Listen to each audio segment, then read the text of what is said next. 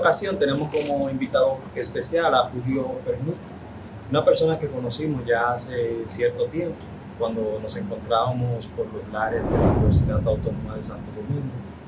Y desde ahí pues entablamos reflexiones en relación a temas sociales y por supuesto el tema de la revolución cubana, la religión, algunos pensadores, etc. Por lo que en esta ocasión vamos a estar compartiendo experiencias en el sentido de sus primeros escritos y su paso, por supuesto, por la República Dominicana. ¿Cómo se siente Julio Permuto? Bueno, primero que nada agradecerte mucho a ti, Vladimir, y decirte que soy fan de este programa, del trabajo que tú haces. De hecho, juntos comenzamos conversando un día esperando la guagua a la universidad y creamos un programa de radio que también está teniendo una audiencia importante. Allá en San Cristóbal. En San Cristóbal, pueblo pequeño, nos pusimos, parecíamos dos locos hablando de historia. Y que Loyola es historia. Loyola es historia y fue bonito, ¿no? Porque era como el resurgir de eso. Yo la verdad que le estoy muy agradecido a República Dominicana. Mi vocación es comunicador, pero la historia es como que la tengo en la sangre, sobre todo por mi abuelo, porque yo vengo de una familia que de alguna manera se involucró mucho en la revolución. Mi abuelo peleó junto al Che Guevara, por ejemplo, en la toma de Santa Clara, él estaba en Remedio, y ese valor él me lo fue inculcando, ¿no? Sobre todo un amor por el conocimiento. Allá en Cuba tuve la oportunidad de estudiar comunicación social. Yo soy graduado de esa carrera. Después hice una maestría en historia contemporánea en la Universidad de La Habana. Después hice mi maestría en historia contemporánea y relaciones internacionales, ahí mismo en la Universidad de La Habana. Y ahora estoy cursando, ya estoy en la etapa final de un doctorado en filosofía en el Instituto de Filosofía de Cuba. Creo que ha sido una oportunidad genial esta de vincular la comunicación, la historia y la filosofía, porque creo mucho en el pensamiento integrador.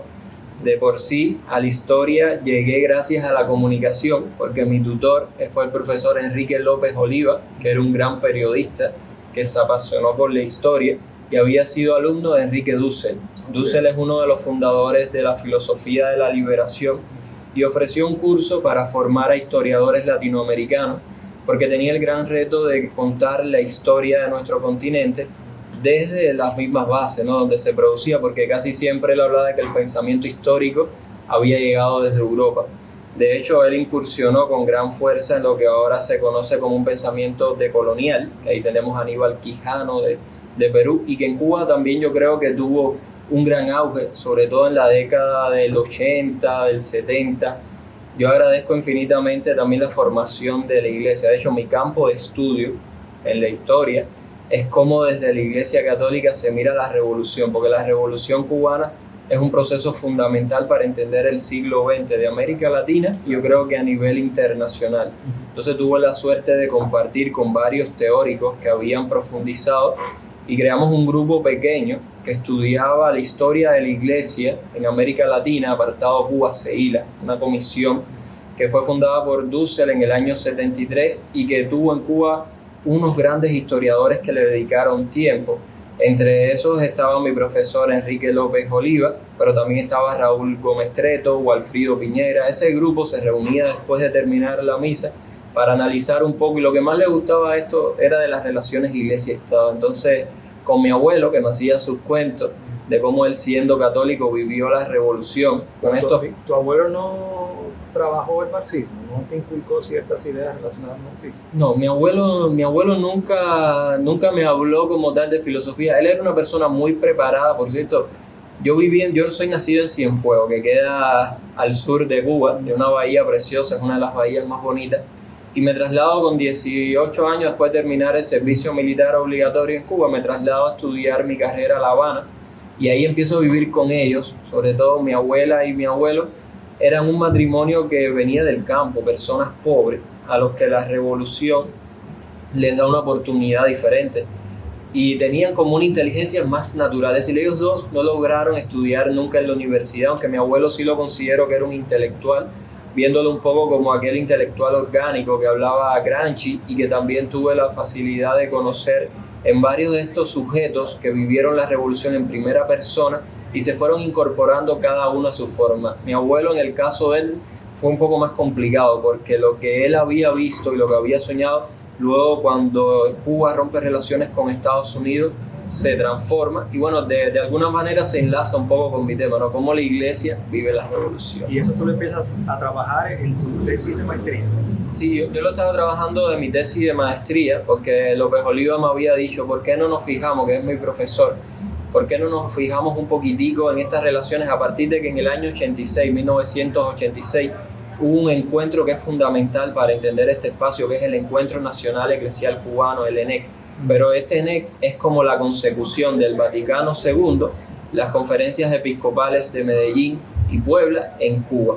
Entonces lo que hicimos fue hacer una reconstrucción de cómo esta revolución influyó en Medellín, en Puebla, y cómo esto también repercutió en lo que iba a ser un encuentro trascendental en el futuro de la Iglesia Católica cubana. Okay. Y háblanos en esa maestría en relación a esa relación, o cómo ve más bien la Iglesia la revolución.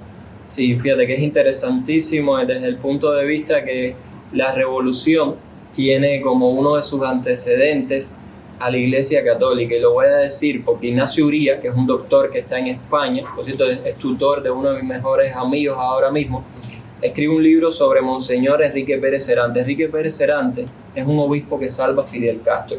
Okay. Pero podemos remitirnos un poquitico más atrás. Fidel estudia en Belén. Belén es un colegio jesuita y los padres, los jesuitas, se habían fijado en él como un líder. De hecho, él era el presidente de la cátedra de oratoria Gertrudis Gómez de Avellaneda. Entonces, en el proceso revolucionario, cuando él asalta el cuartel Moncada, Batista, que estaba en el poder, como represalia empieza a matar a todos los asaltantes, y la condición para que Fidel sea liberado es que lo va a ir a buscar una persona pública que va a decir, bueno, si yo lo recojo y él se entrega, no le pasa nada. Y esa figura pública fue Monseñor Enrique Pérez Cerante, que era un obispo de Santiago de Cuba, era el arzobispo de Santiago de Cuba. Es importante ver a la iglesia también como una institución que no es uniforme, sino que hay pluralidad. No es lo mismo la Iglesia Católica del oriente del país, con toda la singularidad que tenía el grado de pobreza, a lo que estaba sucediendo, por ejemplo, en el occidente, con La Habana, con Manuel Artiaga, que tenía una relación más cercana, un vínculo más cercano con Batista, con el poder. De hecho, la mujer de Batista había acabado de regalar el Cristo de La Habana. Yo creo que es importante también valorar a la hora de incluir a la iglesia dentro del mismo proceso revolucionario, que hubo varios de las principales figuras de la revolución que eran católicas. Por ejemplo, el presidente de la Federación Estudiantil Universitaria, José Antonio Echeverría, que fue asesinado luego de que asaltó Radio Reloj, era un joven católico. Y una de las cosas que a Fidel le molestó era que cuando fueron a hacer un sepelio después de triunfar la revolución, para recordar su presencia, omitían esa parte de su testamento político que él había dejado. Pero no tienen que leerlo completo porque él era una persona católica. Hubo sacerdotes que se incorporan a la revolución, como Guillermo Sardiñas, que llegó a alcanzar el grado de comandante.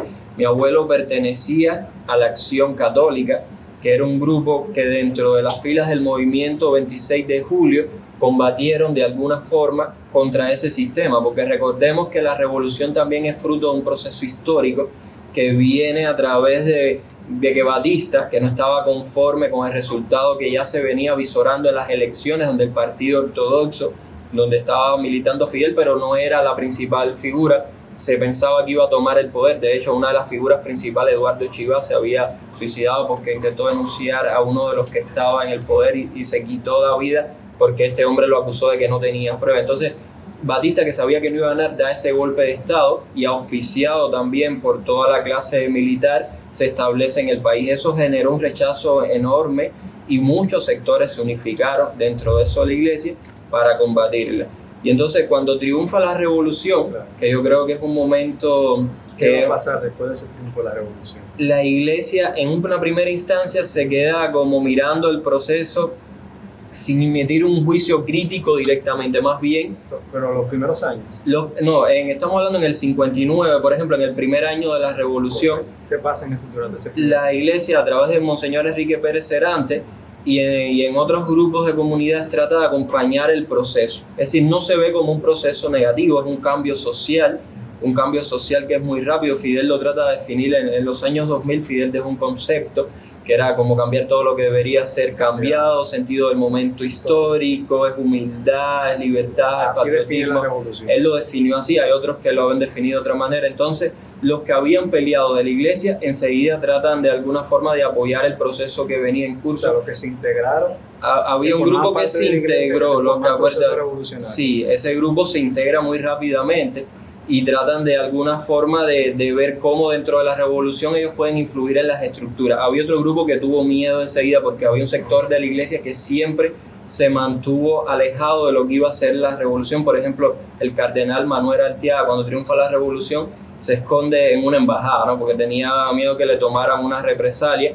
De hecho, ya él, siendo Manuel Arteaga, había tenido un vínculo cercano con la familia de Batista, con algunas de las figuras que estaban en el poder. No solamente era él, había otros obispos que también estaban vinculados al sistema en el poder y esos no estuvieron tan a favor. Pero sí había un grupo grande, los jesuitas mismos. Yo tengo la anécdota de que fueron a esperar a Fidel, varios. Yo soy amigo de por ejemplo, el padre Román Espadas. Me acuerdo que él hacía esta anécdota también de Sáez, que es un jesuita que después se radicó aquí en República Dominicana y que tiene hecho una historia bastante buena sobre cómo el papel de la iglesia en la época de Trujillo. Pero ese grupo de Sáez, Román y otros fueron a esperar a Fidel en la caravana con unas banderitas esperando, diciendo, bueno, este era un alumno de los jesuitas, él iba a defender ese patrimonio. Eso pensaron ellos. Ellos tenían como ese ideal, pero en un momento determinado la revolución empieza a tomar medidas que se van un poco alejando de ese proceso inicial que no se sabía hacia dónde iba. ¿Cuáles fueron esas medidas? Por ejemplo, empieza la reforma agraria, que yo creo que no es una medida que afecta, por lo menos cuando tú lees las reflexiones de la iglesia no lo afecta tanto. Ahora, lo que sí afectó más a la iglesia es cuando se empieza a privatizar la educación, porque la iglesia tenía una influencia muy fuerte en colegios en el país. Esa era la manera que tenía la iglesia. En esos colegios había una enseñanza cristiana, católica, pero de clase alta. Si tú te das cuenta, sobre todo las clases que estaban dentro de los colegios, hay una profesora, doctora Johanna, que una vez enseñaba una foto, casi todos eran blancos, había un cierto clasismo dentro de ese sector de la iglesia. No era solamente para los ricos, pero ciertamente había más facilidades para que los ricos accedieran a ese tipo de educación. De hecho, en Cuba había un grupo importante de formación. Cuando triunfa la revolución, el país no es que sea analfabeto ni nada. En Cuba había una buena formación, pero sobre todo en los campos había mucha marginalidad. No tenían acceso y en la iglesia se formaban esas clases altas. De hecho, la iglesia tenía una universidad, la Universidad de Villanueva. Entonces, cuando le intervienen, eso crea un vacío gigante y la gente empieza a decir, esto se está pareciendo al comunismo. Aunque yo tengo la teoría, y esto también lo he reforzado con otros jesuitas que la han estudiado, donde tuve la oportunidad y con un grupo que estudiábamos allá, de que más que comunismo la revolución tenía un fidelismo, ¿no? Si tú lees a Ignacio Ramonet, tiene un libro, el fenómeno se llama 100 horas con Fidel, pero también a otros teóricos, este mismo libro que te decía Uría, vas dando cuenta que la revolución se va pareciendo cada vez más también a Fidel, ¿no? A lo que él hacía como líder, como algo que mandaba. No digo que no había marxistas, el mismo Raúl, el Che, pero la revolución yo creo que era más parecida a Fidel y hay un momento que es determinante, es que Fidel va a Estados Unidos a buscar ayuda. El que estaba en la presidencia no lo recibe. Pero disculpa, tú me dices que en la crisis o empieza las diferencias en cuanto a la revolución y la iglesia a raíz de la posición que va a asumir la iglesia en cuanto a la educación. Ahí sí. Es que tú sitúas el primer roce entre la revolución y la religión. Yo creo, para mí sí, ¿no? Porque es que te digo, la revolución, de hecho ya había medidas que hay cartas, hay cosas, porque se empieza, por ejemplo, con todo el tema del paredón. Había que juzgar a los que iban, entonces se hacían unos juicios masivos y eso a algunos sectores de la iglesia se manifestaron en contra de ese proceso porque salían a las calles y los llevaban como el cirineo, ¿no? Todo el mundo paredón, paredón y iban a matar a personas ahí en el auge de lo que había triunfado. Entonces algunos sectores de la iglesia se expresaron, pero en realidad el momento más álgido, desde lo que yo he estudiado y lo que sé, fue cuando empiezan a privatizar estos colegios.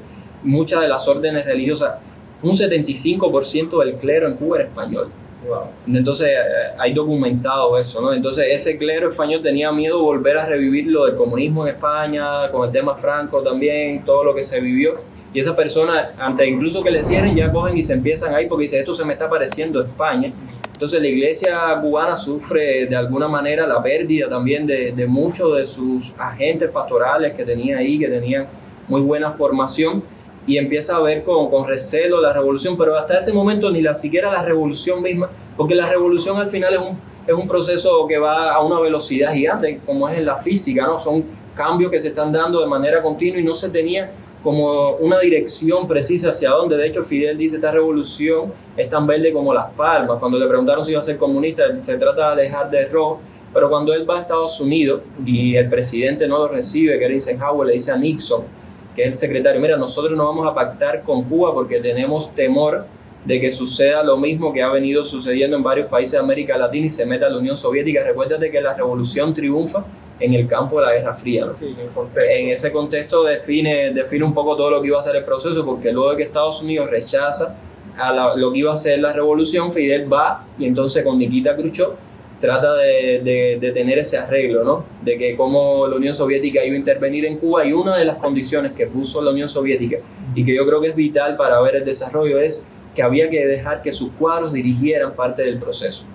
Los cuadros soviéticos en Cuba estaban afiliados al Partido Socialista Popular, al PSP, que era un partido que incluso ni había apostado en principio tanto por la revolución, eran personas que la veían con recelo. ¿Y ahí la Iglesia qué posición asume en relación cuando ve que la Unión Soviética va ganando cada vez más espacio? No, la Iglesia enseguida se convierte, fíjate, las demás instituciones van desapareciendo y la Iglesia se va a convertir en el ente opositor del proceso revolucionario en el país. Es decir, es la única institución que se queda con un engranaje dentro de la sociedad civil que puede enfrentar la revolución en la Iglesia. De hecho, ya había hecho un pulso político porque hay un Congreso Católico Nacional en el 59 donde Fidel tiene que entrar con la bandera porque se había reunido más de 1 millón de católicos en La Habana, como diciéndole, nosotros tenemos una fuerza. Es decir, si no te afilias también a la Iglesia, esto va a traer problemas para la revolución. Sucede que en ese momento no se sabía el rumbo definitivo que iba a tomar la revolución, cosa que sí se supo después del asalto a Playa Girón. Cuando la revolución tiene el triunfo ese, Fidel declara el Estado socialista y eso ahí entonces empieza a cambiarlo todo, porque ahí se institucionaliza lo que iba a ser la influencia de la Unión Soviética. ¿Y qué hace la Iglesia ante esa situación? No, es una reacción que es determinante, porque fíjate, entonces a partir de ahí se crea un hombre nuevo para ese tipo de Estado y los católicos empiezan a ser excluidos y se comienzan a ver ellos que no forman parte de la sociedad que se avisora. De hecho, ahí hay un sufrimiento gigante por mi abuelo mismo.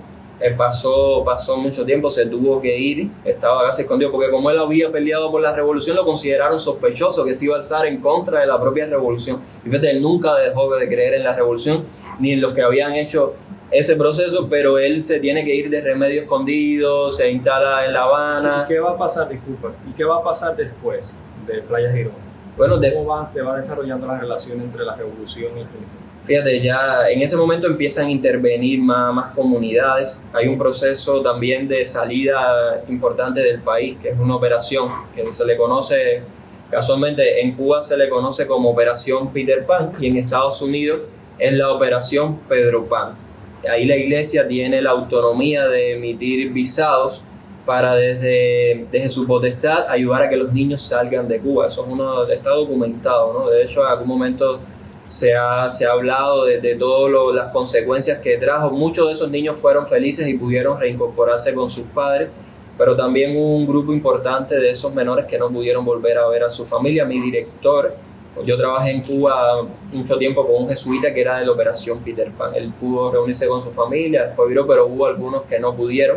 Entonces imagínate, la Iglesia estaba mediando en eso de sacar a los niños porque tenían temor a que los adoctrinara, igual que la Unión Soviética, que se los llevara. Había la revolución para crear este hombre nuevo, generó unas unidades militares de apoyo a la producción, UMAP, que alguna gente dice se parecía a unos campos de trabajo forzados, y ahí empezaron a llevar a aquellos que no cumplían con el prototipo, ¿no? Por ejemplo, a los hippies, a los homosexuales, pero también llevaron a muchos católicos. Y gente que incluso después se volvió revolucionaria, porque Silvio Rodríguez estuvo ahí también, y Silvio después siguió afiliado, pero también el cardenal de La Habana, Jaime Ortega, estuvo en los campos estos en la UMAP, Pablo Milanés, que es otro cantante. Es decir, hubo muchas personas que pasaron por estos centros de reformatorio, que la verdad que se pidió después disculpas, porque es una aberración, ¿no? Porque de alguna manera tratar de corregir el comportamiento a través de esa cultura. Y fíjate hacia dónde llegaban, que mi abuelo estuvo mucho tiempo de alguna manera en un campo de trabajo, porque lo que quería era irse del país, y eso también era un delito en Cuba, imagínate. Y la Iglesia, te digo, en esos momentos la iglesia juega como ese error. Había también una guerra civil que en algunas instancias se la ha llamado lucha contra bandidos, y era una guerra civil que se estaba desarrollando al interior del país. La iglesia había también tenido de alguna manera un apoyo a algunos de esos, y en cambio, pues fíjate, triunfando el tema este de Playa Girón, cuando triunfa, hacen y recogen a algunos de los que habían protestado de la iglesia y demás, y lo montan en un barco, el barco Covadonga, y entonces se lleva, ¿no? Hay más la expulsión de 140 religiosos, religiosas, incluso un obispo, Eduardo Moza Más Vidal, son expulsados de Cuba, se lo llevaron fuera porque eran personas que no estaban a favor de la revolución. Todo eso va deteriorando la relación entre ellos. Es una relación que es complicada, sí, ya le digo, la relación siempre se mantuvo, pero era como un mínimo. De hecho, eso ayudó a que Cuba, yo tengo mis propias teorías, pero acuérdate que en ese campo se da una cosa que se llama la crisis de los misiles, que fue en octubre, alguna vez de la crisis de octubre. La iglesia se da en 1962, cuando estaba en comienzo del Concilio Vaticano II, y Juan XXIII, que era el Papa, interviene. Yo creo que una de las cosas que ayuda a que eso no se termine con una guerra atroz, ¿no? Porque iba a ser una guerra nuclear entre la Unión Soviética y Estados Unidos, que Juan XXIII interviene y hace un enlace, ¿no?, con los dos presidentes. Dice que no, de hecho hay documentación de Blanco, que era el embajador de Cuba en el Vaticano, con la correspondencia que Juan XXIII le había mandado a Fidel. Fidel le pregunta al pueblo si está dispuesto a inmolarse.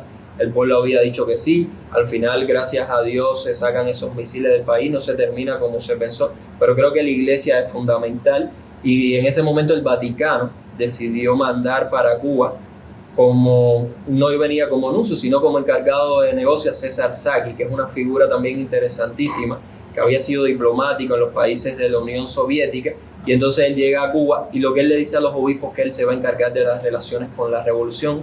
Hay algunos autores que le llaman a esta etapa como una iglesia del silencio. Petra Kuivala, por ejemplo, que es una doctora finlandesa que yo estudié, su tesis está gratis en internet, está en inglés, pero se puede leer fácilmente. Habla de que no fue una iglesia del silencio porque hubo actividad. Yo creo que ciertamente hubo una actividad, pero mínima, porque ya César Saki desde el Vaticano venía con esas señales y empezó a guiar todo el proceso de diálogo entre ese sector de la iglesia y la revolución. Diálogo que cambia en el 68 porque hay una renovación de los obispos. Los obispos que habían antes de la revolución ya eran mayores, entonces comienzan a llegar nuevos obispos. El 68 también es una época importante. En Cuba se está preparando lo que iba a ser la zafra de los 10 millones, que es otro evento destacado, pero también recordemos lo que pasaba en América Latina con Medellín. Está todo lo que pasa a nivel mundial con el Mayo francés, y todas esas cosas yo creo que van teniendo un impacto significativo a nivel de iglesia. Una pregunta, antes del periodo especial, ¿qué pasaba con la iglesia? ¿Acaso cambia la situación? Sí, no, es que ahí, porque ya te digo, luego en el 70 se institucionaliza el ateísmo en Cuba, y eso trae por consecuencia algo que ya se había venido visibilizando. Los católicos no podían acceder a muchos de las cosas, ¿no?, de los que tenía la revolución. Por ejemplo, algunas determinadas carreras los católicos no les estaba permitido, algunos puestos de trabajo de relevancia no les era fácil. Por ejemplo, no se podía ser periodista y católico en esa época del 70 y 80, pero también una etapa de mejora, sobre todo a partir de unos sucesos que venían a ser en la Embajada de Perú, donde se tuvieron más de, no sé, miles de cubanos se habían entrado ahí, y luego Fidel abre el Mariel, que es un acto que yo creo un poco desafío para que la gente que está en Estados Unidos venga a buscar a la familia, y se comienzan a dar algo que en Cuba se le conoce como acto de repudio, porque entonces te venían a buscar y te hacían pasar como Jesús en el Calvario, ¿no?, para que te vayas, te daban huevo, te hacían como sentir mal, ¿no?, a nivel público y social. La iglesia interviene, le dice, mira, ¿qué está pasando? Sobre todo había un obispo en Santiago de Cuba, Meurice, que yo creo que es importante, y también el cardenal Jaime, otras figuras de la iglesia como Monseñor Adolfo, le dice qué es lo que está pasando, por qué están haciendo esto. Se comienza a ver un diálogo de la revolución. Habían nombrado a una persona que era José Felipe Carniado, una figura importante, porque hay una oficina que desde el Partido Comunista, que estaba ya institucionalizado, se iba a ocupar de las relaciones con la iglesia. Y ese proceso de reflexión llevó a que hubiera un acercamiento, que fue lo que yo estaba viendo, ¿no? Y ese acercamiento... ¿Para qué época? Eso fue en el 80. Más o menos empezaba el proceso de reflexión, fue a partir del 81 y termina en el 86, que tenía 3 ejes fundamentales. Había una teología, la teología de la reconciliación, que es como la llegada a Cuba de la teología de la liberación y la filosofía. La trajo un cura francés, el padre René David, que había sido sacerdote obrero, había vivido todos estos movimientos, y entonces él implementó para Cuba eso. Yo conozco a algunos de los que estudiaron con el seminario, me decían que él era radical, fíjate, él sí iba a hacer trabajo voluntario y todo. Y él invitó a algunos profesores de marxismo que fueran al seminario para que hubiera ese diálogo verdadero. Y más adelante en el tiempo, ¿cómo se va desarrollando esa relación? Entiendas en los últimos 20, 30 años. Yo creo que en los últimos 20 o 30 años hay que recoger un poquitico todo lo que se había vivido en esa época, que también tiene una reflexión eclesial cubana que es muy importante, con el padre Bruno Roncaro. Había también dentro del mismo ENEC, se habían decidido unos postulados para tener un diálogo con esa etapa, con ese sector de la revolución. El libro de Fidel y la religión de Frei Beto, creo que es un libro importante, sobre todo más para la revolución, cuando Fidel le dice cómo debe manejarse alguien con respecto a la iglesia. Eso ayudó a algunas personas, y ahí había un momento de acercamiento, al menos un deseo de la iglesia de intervenir. Decía, la revolución nos ha dado por justicia lo que nosotros dimos por caridad. Luego, cuando se cae en el 89 el campo socialista, que se derriba el muro de Berlín, lo que Fukuyama llama el fin de la historia, ahí cambia todo, porque es que la situación del país era caótica. Los obispos hacen una carta muy crítica, el amor todo lo espera. Esa carta no es bien recibida por la revolución. De hecho, hasta ese momento se había pensado que el Papa Juan Pablo II en algún contexto pudiera ir, y esa visita se demora, pero yo creo que esa visita lo cambia todo, ¿no? En los últimos años, la visita de los papas a Cuba, fíjate, Cuba es el único país de América Latina donde han ido los 3 últimos papas, e incluso algunos han ido 2 veces, como el Papa Francisco. En el 98 la visita de Juan Pablo II es una visita clave, por todo lo que representaba Juan Pablo, por todo lo que había ahí. También la visita de Benedicto XVI, las 2 visitas de Francisco han ido cambiando eso y dándole como otra mirada. Ahora yo creo que la situación actualmente es una situación muy tensa, sobre todo hoy en día, sí, sobre todo después de lo que pasó el 11 de julio. La iglesia ha pedido incluso amnistía para los presos políticos, lo ha hecho a través del Papa Francisco. Los obispos han publicado cartas pastorales, la última de Navidad decía que bueno sería si los muchachos que salieron a la calle pudieran ahora estar en libertad, los más de 1000 presos políticos. Ese tipo de diálogo a la revolución yo creo que todavía no se ha dado el paso claro, que sería la libertad. Francisco ha sido una persona que yo creo que tiene una mirada, al menos dentro del sector oficial de la revolución cubana, una mirada positiva, lo ven bien, pero sin embargo ese pedido que él ha hecho no se le ha concedido, y los obispos siempre han sido personas que se han tratado con reserva, con cautela, porque es un proceso complicado del que depende la vida de muchas personas. Julio, tú te criaste allá y te has podido aproximar a lo que es la historia de tu país, la historia de Cuba. Nos gustaría saber cuál es tu posición en relación a la revolución cubana. ¿Cómo tú ves al día de hoy la situación económica, política y social que se encuentra atravesando la hermana isla de Cuba? Es una pregunta difícil. No, y te digo, la revolución para mí era un proceso necesario. Es el proceso que le da una esperanza a mis abuelos, a mis tíos, a mis padres y a una generación, ¿no? que había crecido en un lugar como Remedio, donde era difícil incluso estudiar. Cuando yo leía la historia de mi abuelo, yo tengo hecho una novela sobre la vida de mi abuelo, que su biografía él me la dejó y yo lo transcribí, yo la tengo lista después. Él te marcó mucho. Sí, mi abuelo sí, por su pensamiento, igual que mi abuela vivía, y mis padres siempre me enseñaron, al menos hasta donde yo supe, a ver si de alguna manera de forma crítica la revolución, pero sin apartar las cosas buenas. Ahora, lo que ese proceso ha venido, porque ninguna revolución es infinita, ni vive revolucionándose. Los procesos revolucionarios tienen una duración, y la burocratización de ese proceso, esa institucionalización, es la que yo me cuestiono, porque se aleja mucho a veces de las bases por las que se hizo. Es decir, la revolución, que en algún momento se hablaba de igualdad, Cuba es uno de los países para mí más desiguales que hay en América Latina, con gente que son millonarias y son gente que muchas veces lo que está es afiliado a una máscara política, a una posición de partido, sin ni siquiera tener un compromiso serio con el pueblo, con su gente, con los mínimos. Lo que iba a ser el partido político se ha vuelto una nomenclatura con personas que casi nunca se les puede exigir un resultado palpable, con una medición de esos factores. La democracia está diluida totalmente con el pueblo, y lo habían expresado en algunos momentos, como estos del 11 de julio, y sin embargo todavía se siguen los oídos sordos, ¿no? Todo lo que ha venido aconteciendo, y ojalá, yo soy parte de una ola migratoria muy fuerte que aconteció después del 2021, pero todavía tú preguntas y lo normal es que en Cuba, ¿quién se ha quedado? Porque se ha ido, casi toda mi generación se ha ido, y somos personas que soñamos con Cuba, que yo extraño a mi familia, a mi gente, entonces eso yo creo que tiene un peso, ¿no? Para mi generación al menos tiene un peso y yo lo he vivido así. Pues muchas gracias, Julio, por concedernos esta entrevista. No, gracias a ti, Vladimir. No.